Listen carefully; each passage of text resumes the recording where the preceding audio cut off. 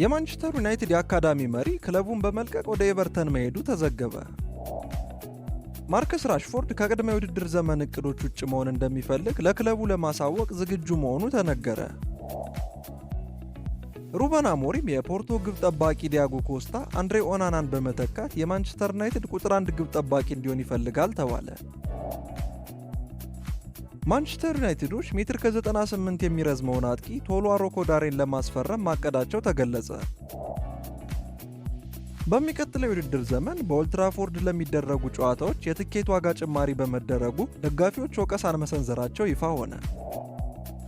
የማንቸስተር ዩናይትዱ ግብ ጠባቂ አልታይ ባይንዲር ወኪል ተጫዋቹን ለተለያዩ የቱርክ ክለቦች ቢያቀርበውም ክለቦቹ ግን ማስፈረም እንደማይፈልጉ ተዘገበ።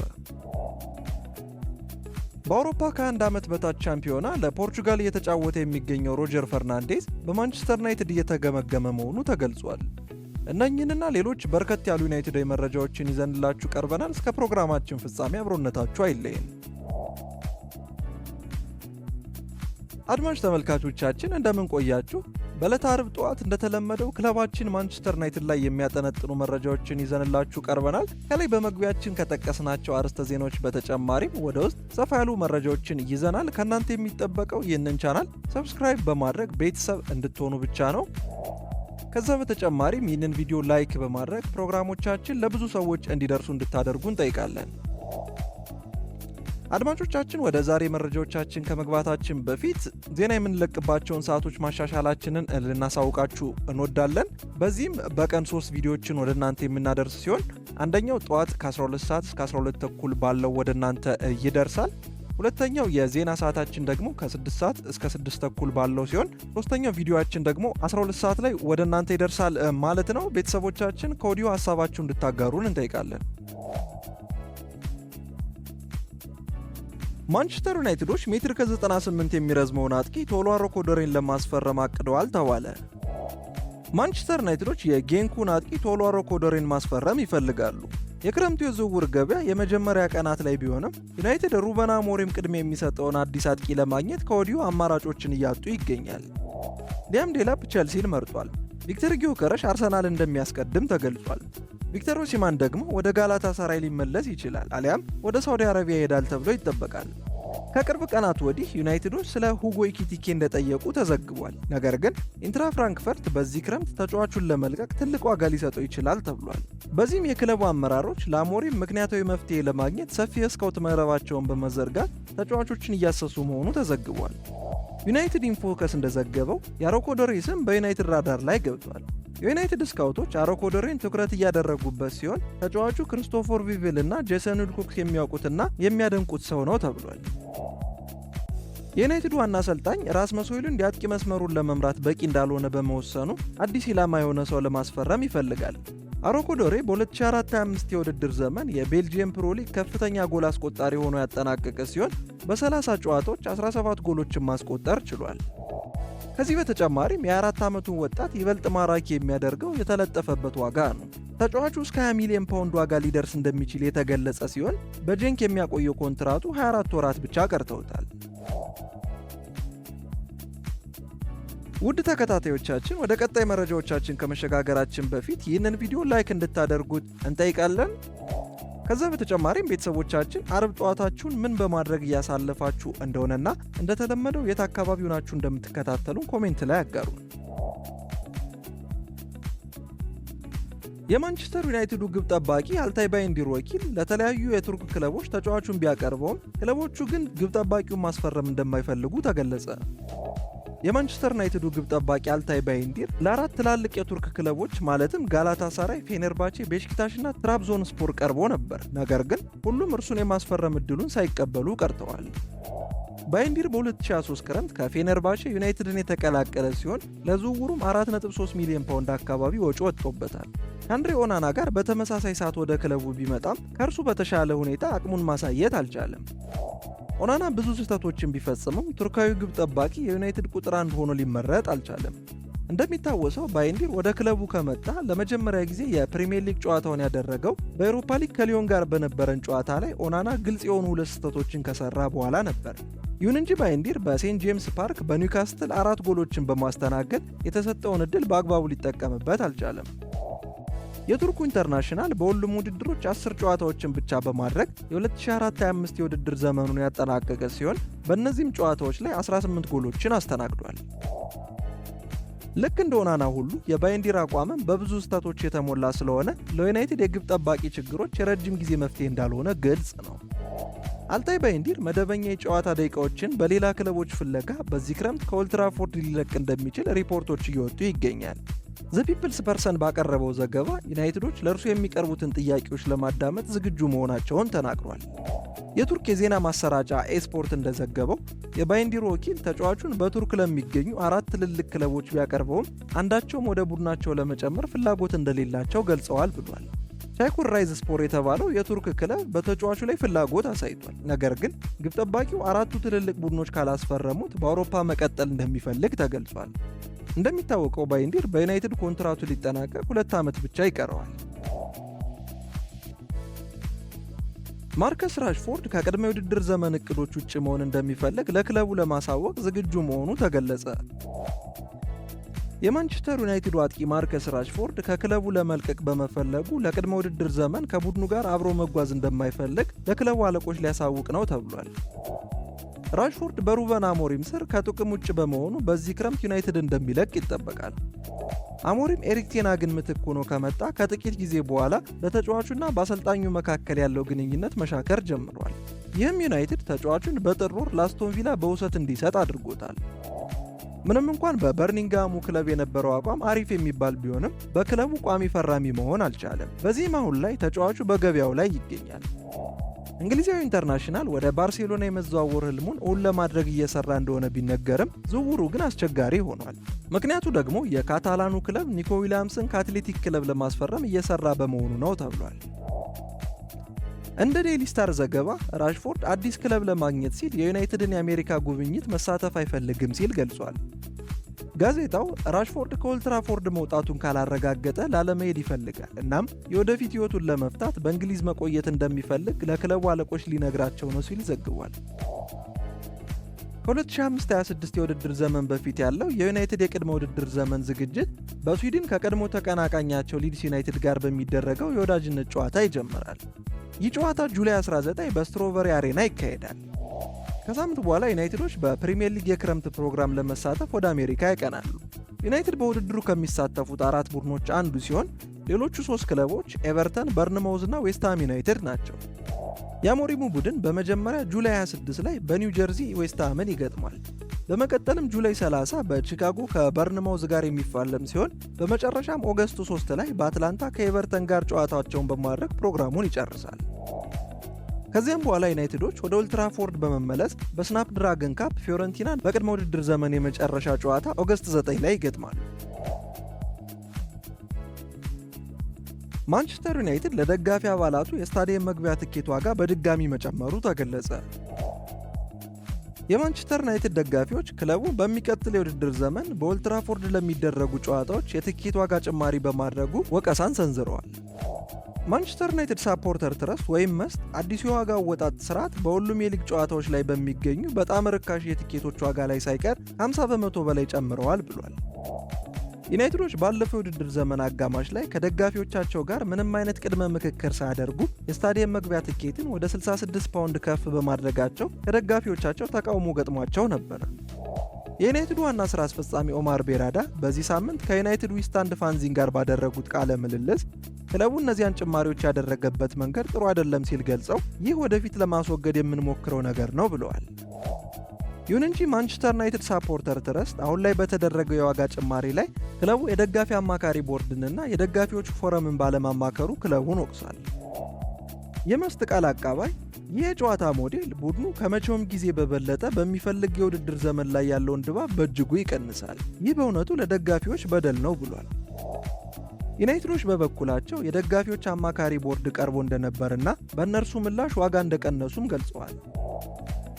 ይህ ምድብ ሞዴል ዩናይትድን ከሌሎች ተመሳሳይ ፖሊሲ ከሚጠቀሙ የፕሪሚየር ሊግ ክለቦች ጋር እኩል እንዲሆን ያደርገዋል። ከሚቀጥለው የውድድር ዘመን ጀምሮ የደጋፊ አባላት በካታጎሪ ኤ ስር ከማንቸስተር ሲቲ፣ ሊቨርፑል፣ አርሰናል፣ ቼልሲ፣ ስፐርስ እና ኒውካስትል ጋር በሚደረጉት 6 የፕሪሚየር ሊግ ጨዋታዎች ከ59 እስከ 97 ፓውንድ ይከፍላሉ።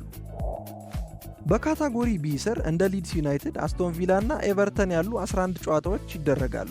ዋጋቸውም ከ57 እስከ 86 ፓውንድ ይደርሳል። በካታጎሪ ሲ ስር 2 የፕሪሚየር ሊግ ጨዋታዎች የሚደረጉ ሲሆን እርሱም ከሰንደርላንድ እና ወልቭስ ጋር ነው።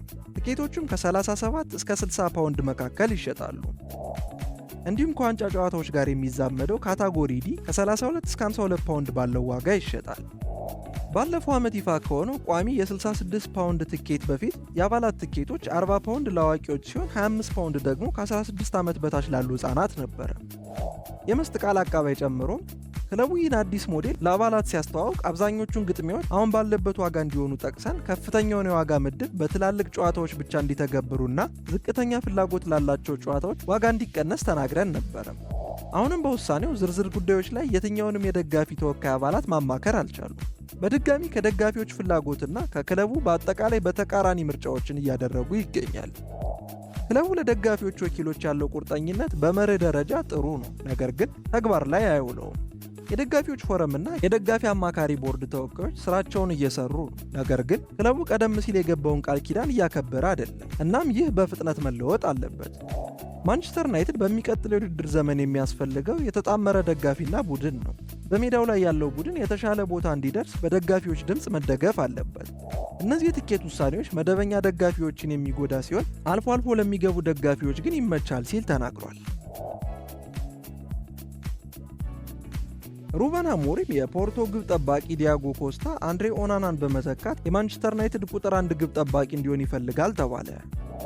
የ29 ዓመቱ ኦናና በ2023 ከኢንተር ሚላን በ47.3 ሚሊዮን ፓውንድ በመዘዋወር የረጅም ጊዜ የክለባችን ቁጥር 1 ግብ ጠባቂ ዴቪድ ዴያን መተካት ችሏል።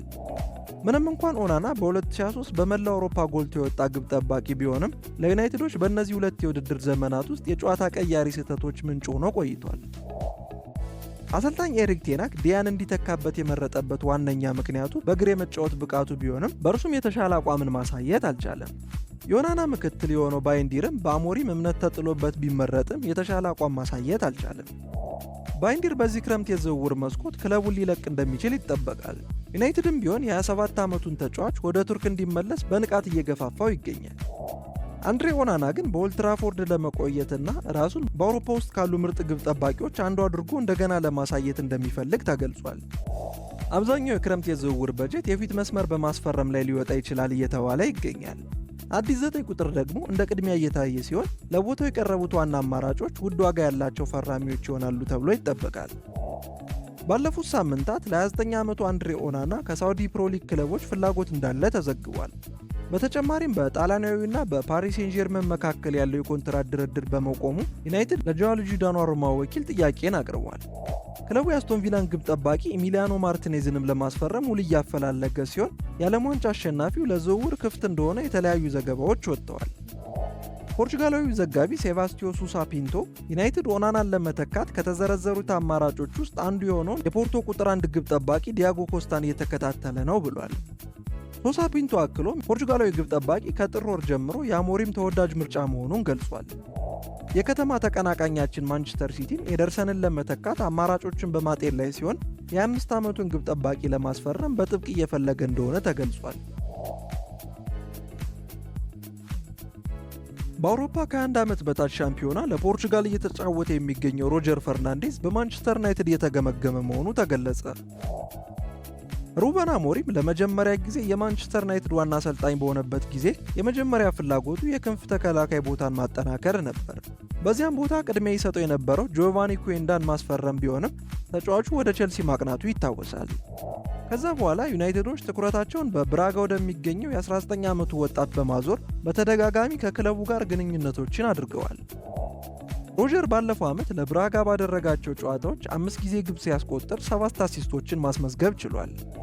ዲያጎ ዳሎ ሩበን አሞሪም አሰልጣኝ ሆኖ ከተሾመ በኋላ ለ6 ወራት ያክል በክንፍ ተከላካይ ቦታ ላይ መጫወት ችሏል። ነገር ግን የማጥቃት እንቅስቃሴ ላይ እጅጉን ሲቸገር ታይቷል። በዚህም ዋና አሰልጣኙ አማድ ዲያሎን በዛ ቦታ ማሰለፍም መርጧል። አማድ በዚህ ቦታ በቋሚነት ጥቅም ላይ እንደሚውል ተነግሯል። ይህም የፖርቹጋል ከ21 ዓመት በታች ኢንተርናሽናል እንዲከታተሉ ኢኒዮስን አላስቆማቸውም ሲል ጊቭ ሚ ስፖርት ዘግቧል።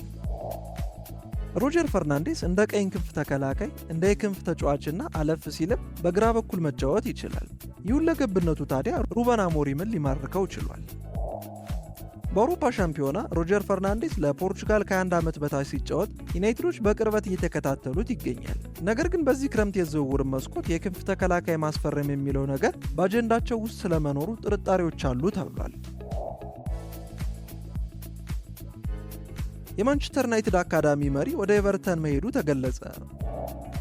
ኒክ ኮክስ የማንቸስተር ዩናይትድን አካዳሚ በ2019 የተረከበ ሲሆን ከዛ በኋላ የክለቡ ታዳጊ ቡድኖች ጥንካሬያቸው እየጨመረ መጥቷል። ታዲያ የአካዳሚ ኃላፊው ኒክ ኮክስ ከ6 ዓመታት በኋላ ሊለቅ ሲሆን የኤቨርተን ቴክኒካል ዳይሬክተር እንደሚሆን ተዘግቧል። ኮክስ በ2016 ዩናይትድን የተቀላቀለ ሲሆን በ2019 ደግሞ አካዳሚውን ለመምራት በቅቷል። በዚህም በኮክስ መሪነት ዩናይትድ የ2022 የወጣቶች የኤፍኤ ዋንጫን አሸንፏል። አሌያንድሮ ጋርናቾን ከአትሌቲኮ ማድሪድ በመመልመል ለዋናው ቡድን ማብቃት ችሏል።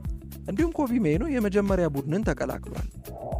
ኤቨርተኖች ታዲያ በአዲሶቹ ባለቤቶቹ ስር ባለው ክለቡን የማጠናከር ሥራ ኮክስን ለክለባቸው በማለም ማስፈረም ችለዋል። አንገስ ኪኔር ባለፈው ወር የክለቡ ዋና ሥራ አስፈጻሚ ሆኖ ተሹሟል።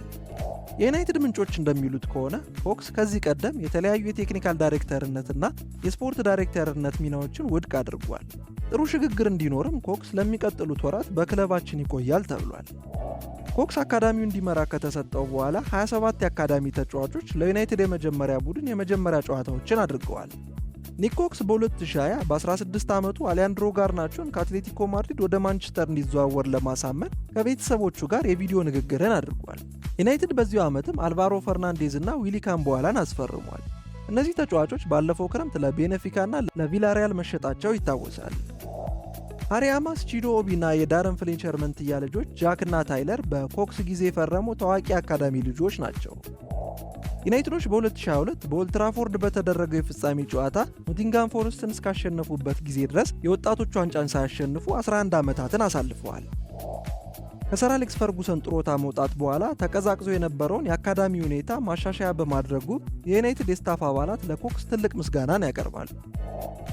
በኒክ ኮክስ የሥልጣን ዘመን የተመለመሉት 4 የአካዳሚ ተጫዋቾች ባለፈው ወር በኤሮፓ ሊግ ፍጻሜ ጨዋታ በቶትናም ሆትስፐር ስንሸነፍ በዩናይትድ ቡድን ውስጥ ነበሩ። አድማጭ ተመልካቾቻችን ለዛሬ ያዘጋጀንላችሁ ዩናይትዳዊ መረጃዎችን ይህን ይመስሉ ነበረ። በቀጣይ የመረጃ ጊዜዎቻችን እስክንገናኝ ድረስ ለዚህ ዩቲዩብ ቻናል አዲስ ከሆናችሁ ሰብስክራይብ በማድረግ ቤተሰብ እንድትሆኑ በአክብሮት እንጋብዛለን።